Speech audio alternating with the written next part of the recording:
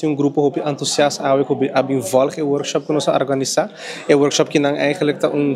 samenwerking, dus een collaboratie entre IPA e Vivas Hogeschool na België. É docente que nós tentamos de Bélgica mesmo, docente de drama, docente de arte, e está focus op vooral op didactica de arte. Então, eigenlijk é certo o qual ela bem dona ao na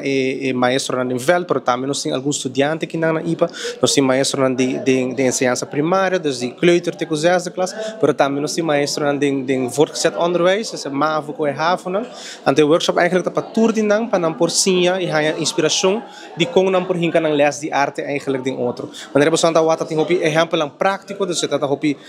hands-on bezig kan, para não ter ideia de que o tal qual não por hasi. Door we hopi biaran também sobre vel capa não tem hopi experiência capa, por sempre tá bom para boa inspiração nova, of ideia nova e é bom de workshop que nana e de persona que tá donando tá com ela escreve eigenlijk boek que tá Zeppelin que explica eigenlijk die methode of die teoria que tem atrás de tratamento de les de arte. Dus nós estamos contente com a participação, contente com a samenwerking eigenlijk junto com België e nós esperamos que essa aqui por guardo,